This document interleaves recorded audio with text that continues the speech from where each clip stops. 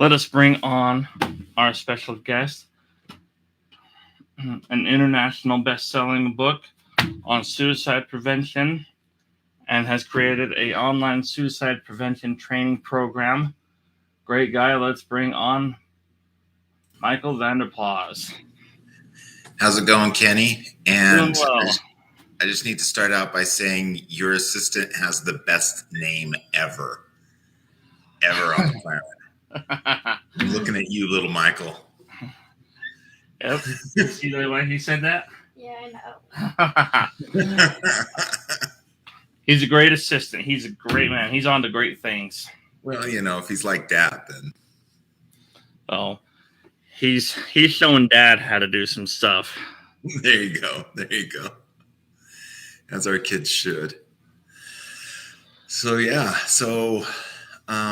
Glad to be on here today. Glad to be able to talk a little bit about this important subject.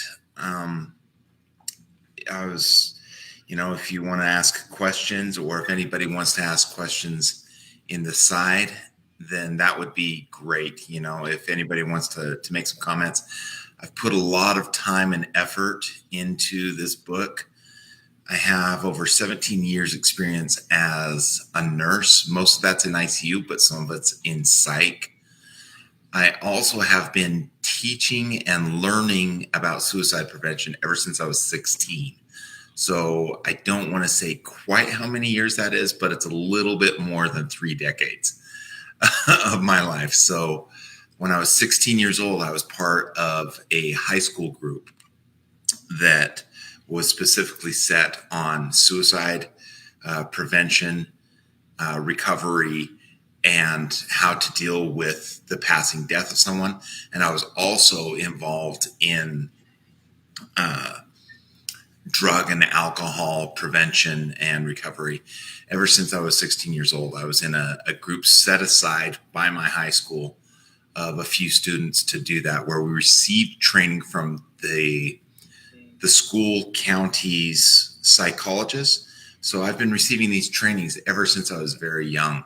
And it's interesting, as I was going through writing the book, a lot of the information came out very easily for me. But what's the sad thing is that as I've released this book, I've had people tell me some of the things that I thought were the most basic, universally understood ideas regarding suicide prevention, noticing signs and symptoms of suicide, all these different things that were second nature for me. I realized many people had never heard of it once. And so that was the purpose of me putting forward this book. And it's been really good just talking with people, unfortunately hearing some of the sad stories, but it's been great in hearing from some people how it has saved their lives. Them actually saying those words, not me, but them actually saying, I read your book, I was on the verge, saved my life. I've now passed it on to a friend. And I'm like, man, if you want to pass this book around. It's much more important to me than getting the few bucks for the royalties or whatever. So get the book, use it for yourself, pass it to a friend. Saving a life is my greatest goal. I have a goal to save 10,000 lives. I'm well on my way with my career, but I want to get there further. So, yeah. That's awesome. And let's jump in. What is the name of your book? Let's do a proper. You know what? That's probably a good thing to do, huh?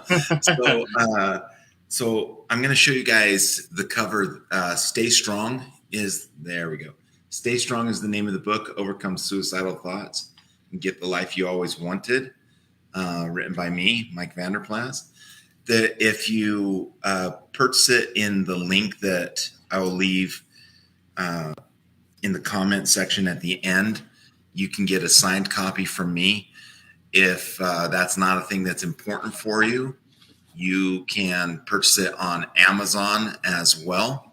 Yep, signed copy. Oh, yeah. There's your copy, Kenny. Yeah. So I usually write like a little message in there.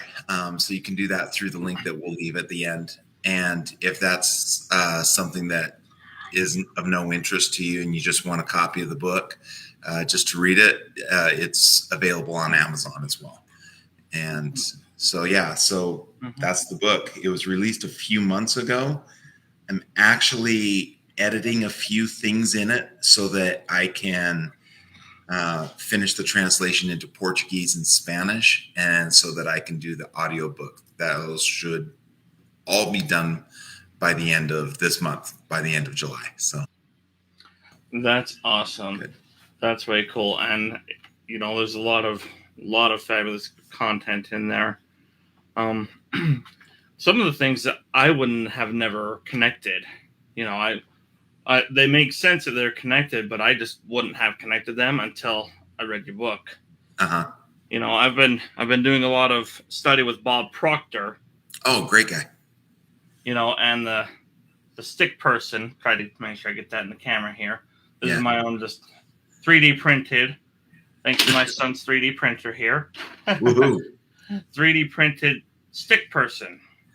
And if you look up Bob Proctor stick person, you could read all about that. But and you connect that with the conscious and unconscious mind, and how our brains work. And I also love let's see, going back here just a few pages, got to find it.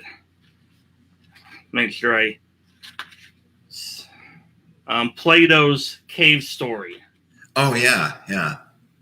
So I wouldn't have connected, this, how your mind works and subconscious and self-improvement and things like that, to suicide prevention, to a lot of different things, but it all is connected. So if you wouldn't mind talking on that for a minute. Gosh, let's hope I don't go over time on this. This is where I start rambling. So this was a huge thing for me. So to start out, when I was younger, I have had 2 eras in my life where I have seriously contemplated suicide. There's been multiple times where the idea has come in, but there were 2 times where I was so close to the verge of actually committing suicide that I scared myself, and I was frightening many people around me. I found out later a lot of these people thought that I was very suicidal. And with that, those times came and went. I received help, both through personal development, kind of helping myself, and also using psychologists and going forward with that. And the combination of those things helped me. But what's interesting is, as I went forward with my nursing career, I started seeing patients in the ICUs that had attempted suicide directly after an attempt from various different methods.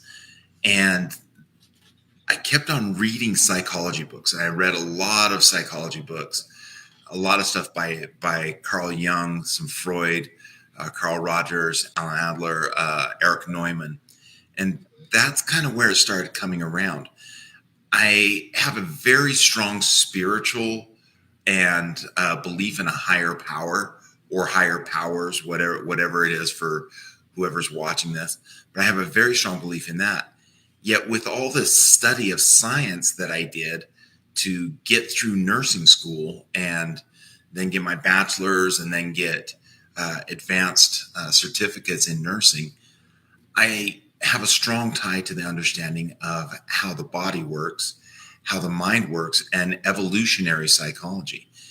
And one of the big things that kind of keyed in with me is, as I would talk to some adolescent patients, I would realize, these thoughts that they're having are driven by survival mechanisms that we used in our evolution over time in order for us to survive. It's just that the wires are crossed. It's just the reverse of what should be doing to help them survive, but it's there for a reason to help them survive. And so with that, I took a lot of the information from the American-Hungarian psychologist and neuroscientist Mihaly Csikszentmihalyi, where he did some studies, and he's not the only one. Andrew Huberman in November of 2020 actually stated that a higher number than Mihaly Csikszentmihalyi said. But what they said is that the conscious mind can absorb about 126 to 133 bits of information per second. And then Mihaly Csikszentmihalyi said that this was around 2 million, 11 million bits. Oh, thanks for doing that. Yeah. Bits of information per second in the unconscious mind. And this was modified, like I said, in November of 2020. And I heard the declaration from Dr. Andrew Huberman, researcher out of Stanford, genius of a guy. And he said that that's up to maybe around 40 million bits of information per second in the unconscious mind. So we have this huge amount of the conscious mind and this small amount of the unconscious mind that is being processed every second. And if the numbers are different, if you heard, 40 on the conscious mind and 10,000 in the unconscious mind, it doesn't matter. What the big thing is that we have a lot of things that are running with us through our programs in our mind to keep us alive and survival. What was interesting with this is I started reading Eric Neumann. He was a student of Carl Jung, and he wrote a book called The Origins and History of Consciousness. And in that book, he basically talks about the fact that we didn't become conscious human beings. We didn't become self-conscious until we became human beings. So none of that, if you believe in evolution, if you don't, that's fine. But the Cro-Magnon, the Neanderthal, the missing link, all those other bipedal, people. And so with that, he said that that's when we became self-aware. Now, the cool thing with that I realize is when I explain to these people that what they're actually seeing when they're thinking of all the negative thoughts is that these negative thoughts are there not to drive them down, not to suppress them, not to make life difficult for them, but it's there as a sign for them to look at the reverse of it. It's kind of like, if I like holding up this little, earpod case, it's like this is presented to the person in our conscious mind, the negative thought, like the I am not enough, I'm not important, nobody likes me, something like that. What's behind that is the context, and it's the exact opposite of that. It's 180 degrees. And when I say context is best explained kind of like this. So in this water jug, okay, it's got this delicious ice cold water that I'm going to sip here in just a second. I've got the water, and you can imagine that the water is the shape of the cup. The water is a lot like the content. It's what is being said. It's the actual words. So that would be the words like, I am not enough. I'm not special. I'm not important. Nobody likes me. What the context is what is shaping that. It's what's shaping the water. It's what's not being said, but being said, if that makes sense. And so with that, this context of I am not enough, or I'm not special, or I'm not loved, is the direct 180 of that statement. And so when somebody says those things and they say, I am not enough, what they're truly saying is, I want to be enough. I'm not special. My goal is to be special. Nobody loves me. I desire love. And so what's great is as these youth would talk to me as I worked in the psychiatric hospital for a while, is when they'd come in, we'd have to ask them these certain questions according to a government mandated document to kind of gauge their level of suicide. And I changed a few words here and there. I started getting more of these answers out. And I started realizing that when these kids would say to me, when these adolescents would say to me, hey, I don't feel loved. I'm not loved. Oh, well, this person's seeking love. And it was just plain for me to see. And so with that, that's where a lot of the connection between the biology, the evolutionary psychology, the conscious mind, the unconscious mind, and understanding a person's root cause for suicide came about. So that's kind of how I came to that theory. And the book was originally supposed to be named something different. It was supposed to be named after, I believe it's chapter 4 of the book, which is suicide's one big domino. And what that concept was is when you have that domino and it knocks it down, it knocks the next step down. And so the goal is that when we knock down the understanding of what is the root cause of suicide, that it's the reverse, the opposite of what the person is presenting with, that helps us all the way down with solving the solution to that person wanting to commit suicide and having them not commit suicide. And so that's what the book was originally called, is Suicide's One Big Domino, to knock down all those other dominoes. And it is one big domino. It's often, not just one little factor or one little piece. There's multiple that stack on each other. Absolutely. And you feel like the pressure, like they're all piling on you and stuff from here, and you get this from here, and you get this from here, and a lot of internal talk. And, well, if they don't love me, then I must not be loved, a bunch of internal talk. And so it is a domino effect that's piling on you as well. And I like how you pointed that out, and then you, to go along back to, Plato's cave. Yeah. So a quick summary of Plato's cave is the prisoners were stuck in the cave and they couldn't move. They couldn't even turn their heads. All they could see was shadows on a wall since birth, and that's all they know.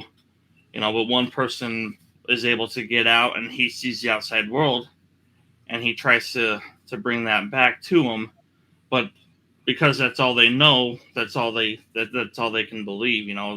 This new guy's talking nonsense now. And because of that, they're in their comfort zone. Let's say the guy that got out comes back, and one guy kind of wants to believe him now, but the other guy's like, no, he's talking crap. And so he's like, oh yeah, you're talking crap, because they're in their comfort zone. They're surrounded by, what they feel comfortable with, and again, that domino effect. But as you said, as it starts to change those words and you find those root causes of what's causing those thoughts, and narrowing those down, then you can understand better, and you can change that. If the guy that got out was alone with the other guy, he could help him see the bigger picture. Yeah. Yeah. In fact, let me draw like a little diagram real quick. Let me show something here. So one really big thing that I've found is there's times where people don't believe you. And when we're in our darkest moments, it's hard for us to believe something that's being said that's completely different. If we're truly feeling pain, if we're truly feeling anguish, and somebody's like, hey, there's better days ahead, sometimes people can't see that. And so a trick that I do, so I've been a life coach for years. I have been trained in many different modalities with many different people, but one of the ones that I adhere to the most is neurolinguistic programming, kind of some of the same stuff that Tony Robbins does. And I'm actually a trainer, and I train and certify people in neurolinguistic programming. But one of the techniques that we do is basically this. Let's imagine, oh gosh, it's not working. Let's just say this. Let's imagine that you have a circle, okay? You have a full circle, kind of like this right here.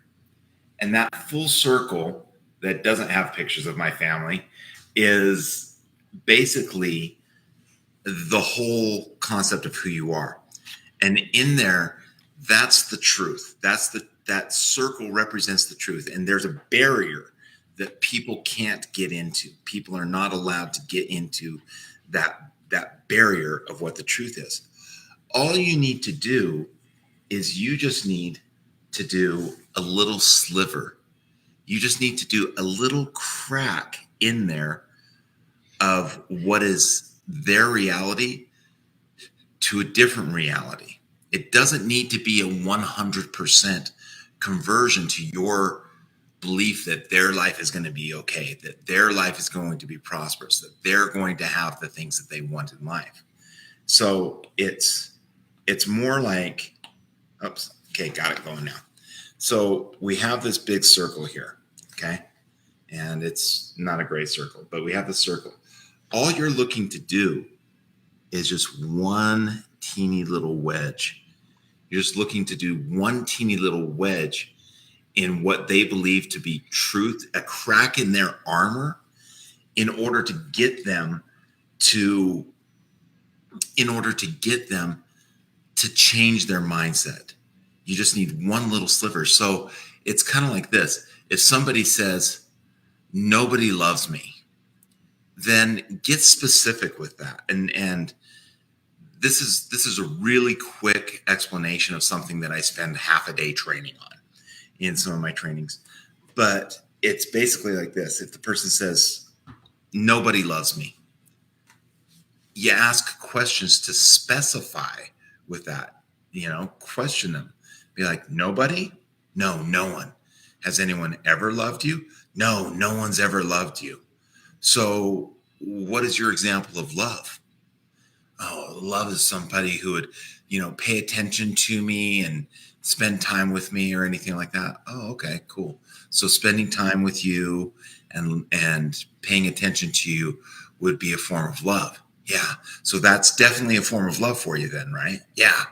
Yeah, that's what love would be. And nobody loves me. Nobody does that. Huh?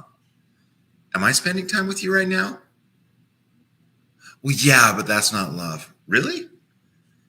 Well, not really, because I feel like it's love. I feel like I love you and that I'm spending time with you right now because I love you. Oh, well, it's your job, or it's your calling in church, or it's your assignment, or that's just your desire because you don't care about me. Huh? Well, that's completely different than what I was thinking. I thought that I loved you. Have you ever had anybody love you? Like, did anyone ever give you a hug? Well, yeah, I've gotten some hugs. Oh, so somebody has loved you before. Yeah, but no one's going to love me again. Never? No, never.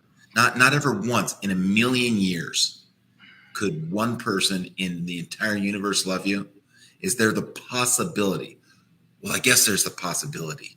So what I'm doing is I'm just putting a little crack in their armor.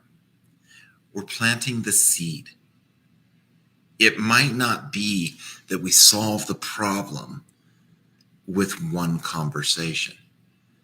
That's why going through coaching, going through help with a psychologist or a counselor or something like that takes multiple sessions.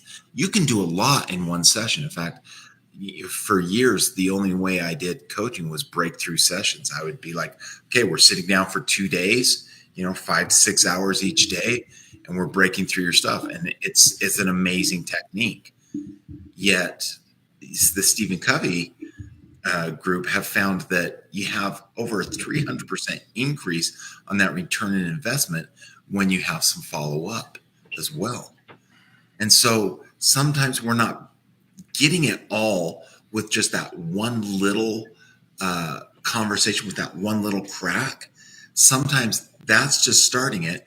And over that week, they start to see, notice, feel, think, realize that there are different moments where some people have loved them. And then that's things that we can build upon. We start building upon that base until they come around to to a point of resolution. I heard if I may, just real quick, I heard this reminder of a study that was done in the early 1950s at Harvard University. And you may have heard this before, Kenny. Some of you that are listening may have heard this as well. The interesting thing with this is that this study was done with only 3 different things. One, it was some rats, water, and a bucket. So those 3 things. Now, this was the 1950s and the 1960s was the golden age of unethical scientific studies. So this is something that we probably wouldn't see so much of now. But what they did is they had these rats and they put them in a bucket of water and let them swim. And they would let them swim until exhaustion to where they would drown. Now, I know that's a bad thing, but they learned something interesting with this. And it took about 15 minutes, around 14, 15, 16 minutes for these rats to drown, to get exhausted and drown. What they did with the second group, and they only did that with 12. There was actually 12 rats in the first group. And so then the second group, they grabbed another 12 and they're like, okay, we're doing the same number. That's the control group. We're doing a true scientific study here. What they did is they had the rats in there. And then when they saw the rats were getting tired and starting to kind of dip down a little bit, they would pull, maybe 12, 13 minutes in, they'd pull the rat out, dry it off, let it rest a little bit, and then they'd put the rat back in the water to try and swim again. Let me ask you a question, Kenny. You may have heard this before, but I'm going to ask you a question. How long do you think that second group of rats, the average amount of time was that they kept swimming after they were pulled out, dried off, given a time to rest, like we get a rest on our mind? How long do you think they swam after that till exhaustion? I would say a half hour. 60 hours. Oh, wow. 60 hours, 2.5 days. Now think about that. Now I like thinking, and when I heard this reminder last night, because I heard this study, when I heard this reminder last night, I thought that's very interesting, because what they were showing was with hope, with a little bit of rest, with the realization that you might be saved at any moment, they keep going on for that next second, that next minute, that next half hour, that next hour. And they keep going for a little bit more until they could be saved again. Now, I think about that and I was like, that's a really cool idea. I like that idea. That's really cool. That if we have hope, we can last longer. So what we're doing by explaining to these people that, making a crack in their link, that they can survive longer, that's a great thing. But do you know what's even better than us giving them that hope for time to pass to where someone else can save them? Is us giving them that hope, us being the person to give the hope in order for them to save themselves, for them to come to the realization.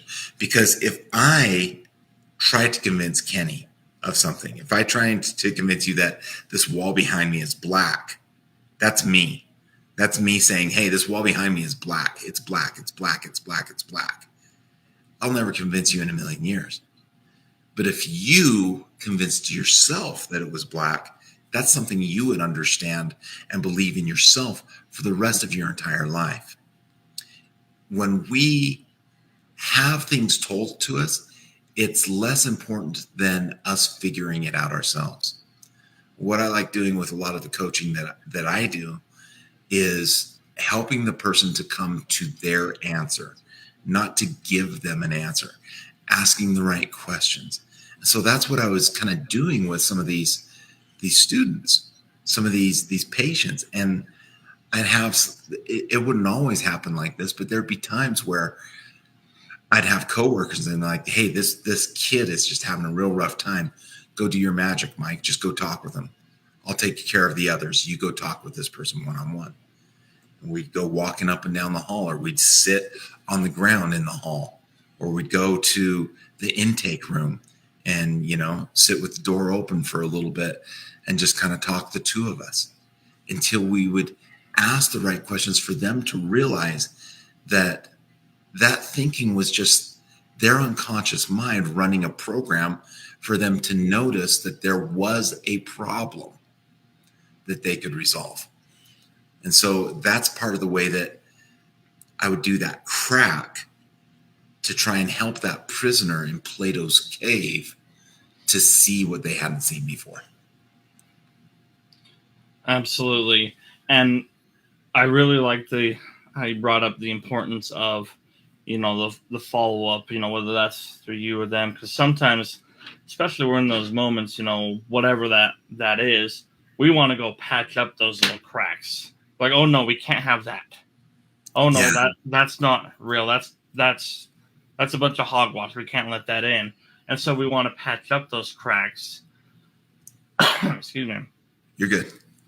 So it takes that constant, as Bob calls it, constant spaced repetition, that love, that continuous support of asking the questions, giving them support, helping them find their answers, because what I found with my own mind and, talking to others, the harder we try and pound it into someone, the harder they're going to reject. Yep. They resist it more. Uh-huh. Yeah. And it's, I want to reject that rejection. Like, no, they got to get this. But that's not how we work.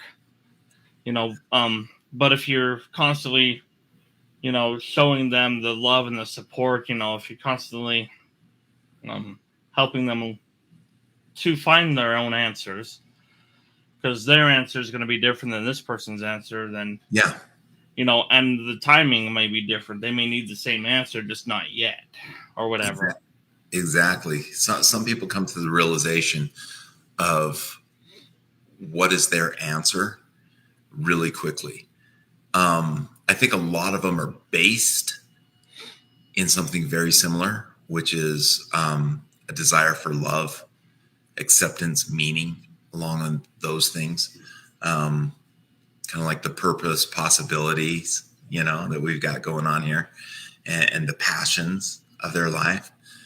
And so with that, I think there's a lot of the basis, but each person's is slightly different. And so helping them come to the realization of their meaning, their passion, their purpose, and the possibilities are available in their life, that really helps them to have that inner code. It helps them to have that inception moment of knowing this is my purpose. I talk in the book as well about Viktor Frankl. So when we think about Viktor Frankl, he's the guy that wrote Man's Search for Meaning. If you haven't read that book out there, anybody who's listening, pick up a copy. It's a fantastic book. My wife's reading it in Portuguese right now. My wife's Brazilian, and she's been going through some hard times herself. Just got done with chemo last week. Woohoo! Still have more treatment to do, some more surgeries, but we're going to go forward. But she's reading this book right now, and it makes me super happy because Viktor Frankl, he was a physician and he was a psychologist, and he had a theory and he had a book that he was writing on something that he called logos therapy. Now, logos is the Greek word for meaning. And so he had this theory of meaning therapy. And what it was basically this, is he would notice that there would be people in the concentration camps. He stayed in 4 different concentration camps within 3 years' time. Now, a lot of the people, this was before the very end of the war, where Hitler was going on what he called the final solution, which was a horrible thing, where he was trying to annihilate and create a genocide for those people. But prior to that, most of the people would live around 8 months in the concentration camp. This guy lived for 3 years. And part of that it was because, he was a physician. He worked at the infirmary. And so he'd get like a day off of work and get to rest and relax. He'd get sometimes an extra portion of food. But part of it, a big part of it, was that he had a meaning in his life. And him and his friends would notice that there would be people who would set these goals. Hey, we're going to get out of here. We're going to somehow be able to get out of this concentration camp by my anniversary, by July, by January 1st. And for those people, as those days would come up, as they'd be getting closer, they'd start seeing the demeanor of this person kind of sink a little bit. That person was set on a date, not on a purpose. And he would notice other people who would set it on a purpose of, I'm going to survive and one day get out of here and do something great. Those were the people who survived for longer periods of time. He would notice that these people who would give up, who didn't have a meaning, who didn't have a purpose for themselves, that usually him and his friends noticed this, they'd have like part of a cigarette or a little morsel of food or something like that, that they would just suddenly see the person that they'd somehow been hiding from everyone else, that they would see them pull that out and eat that little piece of food or smoke that cigarette. That's not my thing, but that they'd see this person smoke the cigarette or eat the morsel of food. They would say within the next 36 hours, that person's going to pass away. That person's going to die within the next 36 hours because they lost their meaning. However, Viktor Frankl, he put into his mind the idea and the purpose of, I'm going to get out of here one day. I'm going to speak in large lecture halls and explain this theory and explain that we can survive these difficult things and it's going to make a difference in other people's lives. And that has meaning to my life. He held on to that as his meaning. So when we have these people with their negative ideas and then they come to the realization of what they truly want, when they come to the context and not just the content of who they are, and they realize that meaning, it gives them a purpose to live. It gives them a meaning. It gives them something to hold on to through the hard times.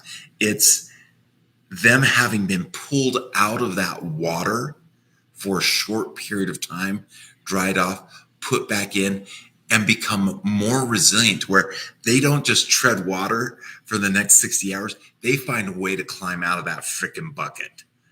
And so that's the thing that excites me about this, is it's not just a concept of simply surviving suicide. It's utilizing the negative and turning it around so that it helps us to have an understanding and a positive view of what we can achieve in our lives in order to guide us to have the life that we truly want. So. Absolutely. And I think that ties in perfectly with what you just said of having that purpose and what you were talking about with Viktor Frankl, and what you mentioned earlier, because you said writing this book helped several people and they passed it on to others, and often we get that imposter syndrome, there's millions of books out there. What good is mine going to do? Yeah.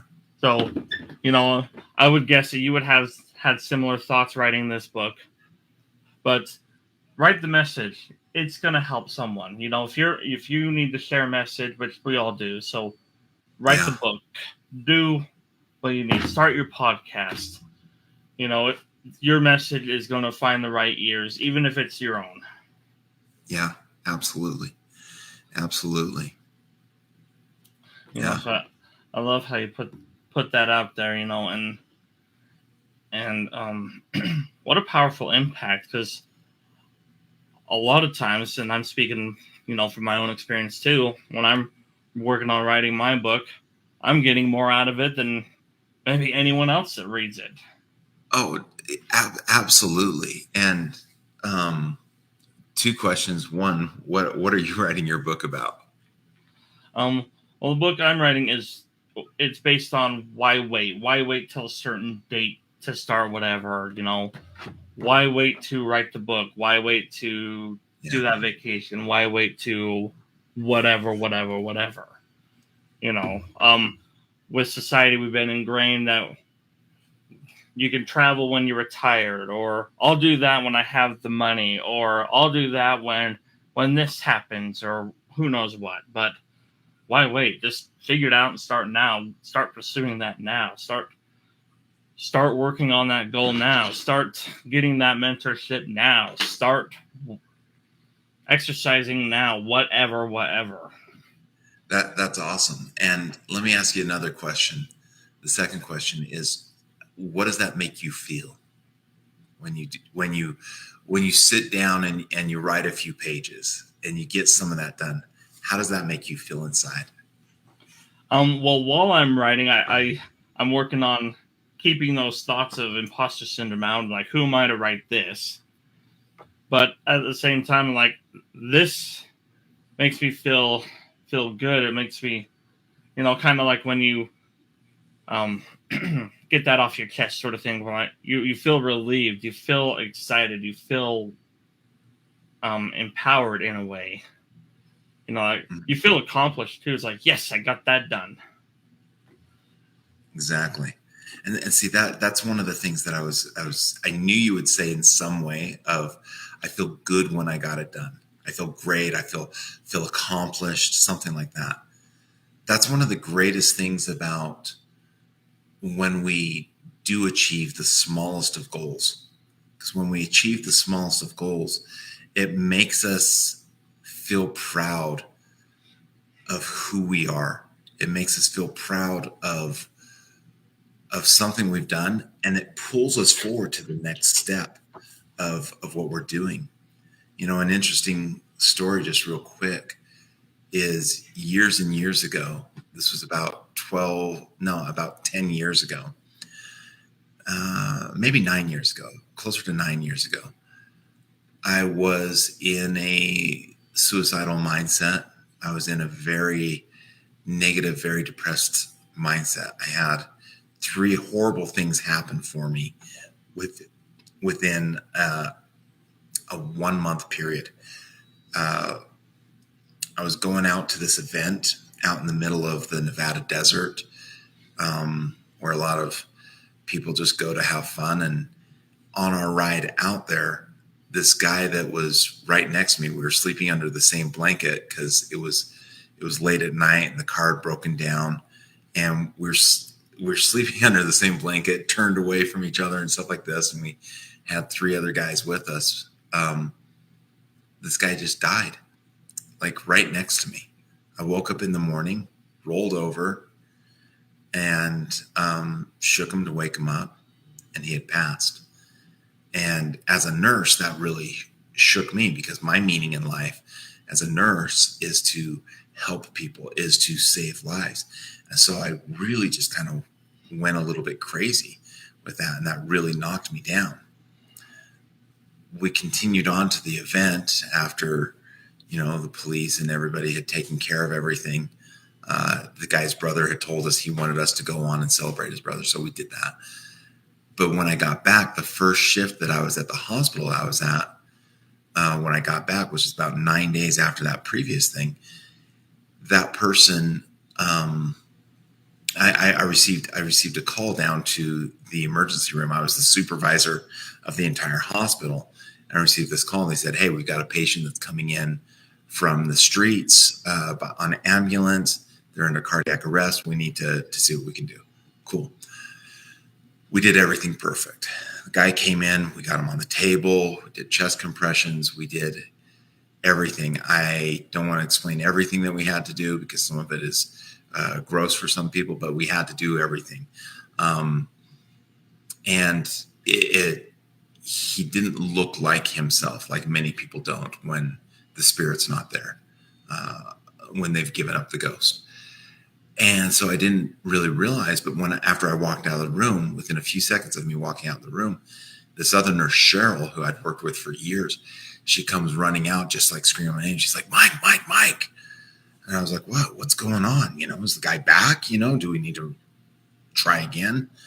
And she's like, no, do you remember so-and-so? And she said this guy's name, who I won't say here. And I was like, yeah, of course. Yeah, the guy helped kind of train me how to do trauma levels in ER nursing. And, we did some fishing and some shooting together. Yeah, I know that guy. She's like, that's him on the table. So I had my hands on this guy's chest doing chest compressions. A friend of mine, the last second he was alive. Well, about a week and a half later, I got a call that my best friend, and we don't need to draw out this story, but my best friend had died in a house fire. I was so distraught with this that I kind of kept going for a week, 2 weeks, kind of just trudging forward a little bit. But then that stress got so strong for me that I showed up to my bosses, HR, the CNO, and I just told them, I can't do this. I can't do this anymore. I need to go home.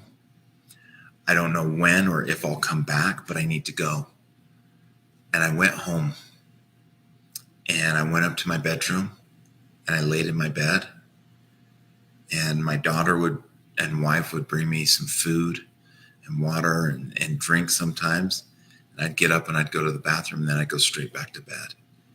And for 11 days, aside from going to the bathroom, I was in bed, depressed. And the little goal that helped me to change everything is, after 11 days, I got the courage to take a shower. Now, it seems like such a small and insignificant thing. But it was more than what I was doing.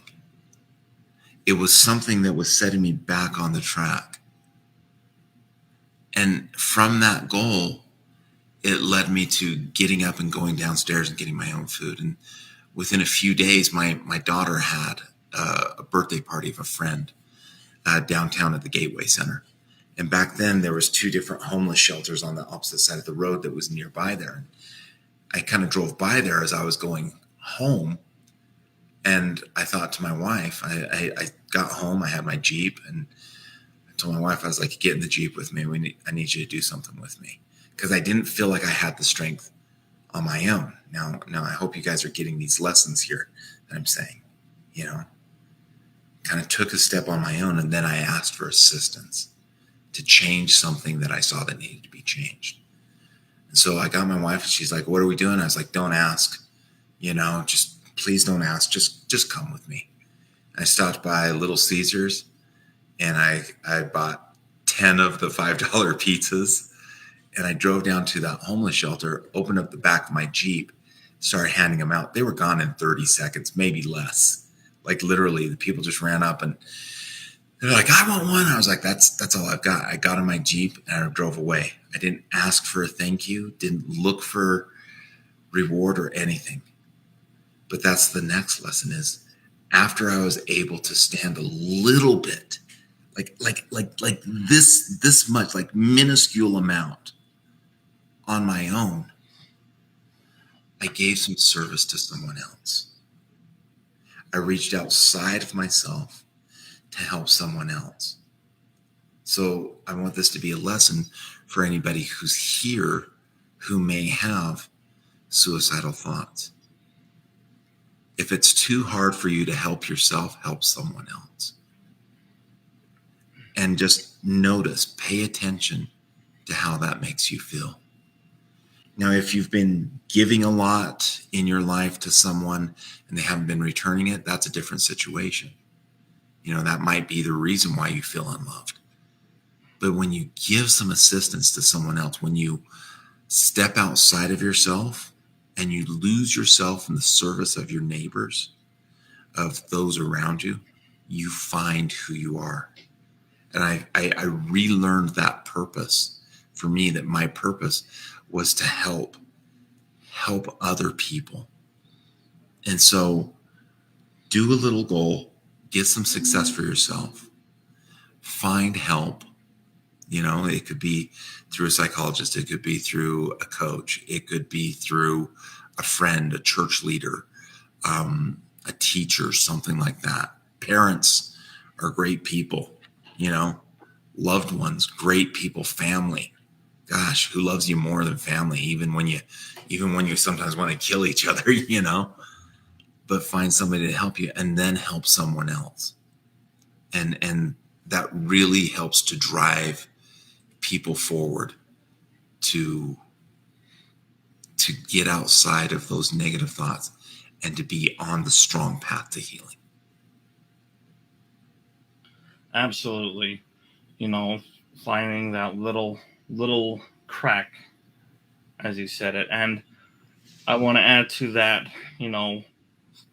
don't compare yourself to others. Well, they're doing this. They went through something similar and it only took them 5 days instead of 11, or whatever the case may be.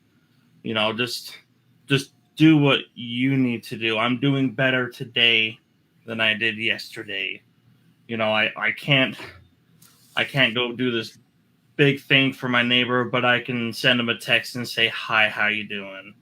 Yeah. Or like you said, I can go to Little Caesars and grab some pizzas, or I can pay for someone's ice cream cone at Arctic Circle, or so just focus on you. And like you said, when you do that and it pulls it to your goal, it has a lot more positive impact than someone pushing you, in that it could be the same direction, but being pushed, you're going to resist more than being pulled. When you discover it for yourself and it's pulling you towards that goal, it's going to be a lot more helpful, a lot more impactful, and you'll get a lot more out of it. Amen, brother. Amen. Yeah. Couldn't agree with you more. Yeah. Awesome. And on the note of your book, you want to share this with others. Yeah, so it is available for purchase. We'll leave a link if you want a signed copy. It's also available on Amazon.com. By getting in touch with me, I have an online training program to help people. Just send me a message to help people overcome suicidal ideations, or to help others overcome suicidal thoughts as well. And that's over 12 hours of recorded video content with me, with PowerPoints that I set up, that I spent a lot of time on, talking with a lot of people, getting a lot of input, changing things around. And so there's those trainings available for you as well. However, I do want to offer a free book or two to some people out there. So if you're interested, message here or contact Kenny or myself. I'm going to choose. How do you usually do that, Kenny? Do you?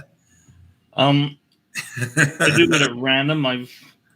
For me, they go to my website and they fill out a survey that I'll just pick one at random. But however you want to do it, I've got your Facebook link up. So if you want to have them just message you there, however you want, or if they want to message me, however you want to do it. How about we do that? We'll keep it open for 24 hours. If you send a message to Kenny, he'll forward those on to me. If you send a message directly to me, I'll keep them. And then the deciding factor will be my assistant, my 21-year-old daughter, my multimedia manager. She's great. She does amazing at TikToks, things that I don't understand at all. So we'll let her be the deciding factor. She'll choose it. And for those who don't get one of the 2 copies that I'm putting out, we will I'll give you information on how to get a hold of my book. Okay. Awesome. Phenomenal book. And going back, if you having any doubts, if you need any help, please reach out to either one of us. Yeah. We're here to help, and if we can't help you directly, we can put you in touch with others, and message me and I'll put you in touch with Mike, and there's a whole network of people that we can help, so please don't be shy, don't be intimidated, don't be whatever, please reach out. Yep. All right. Hey, thanks, Kenny. Thanks for having me on. Awesome. Thank you, Mike, for being here. I've loved it. Great content again. Everyone, please go get it. Message me, message him. We'll put you in touch with how to get it. Signed copy, non-signed copy. Like you said, translated in different languages. Yep. Thank you for being here, and everyone, thank you for tuning in. And remember, please go live your passion, fulfill your purpose, and explore the possibilities. Boom.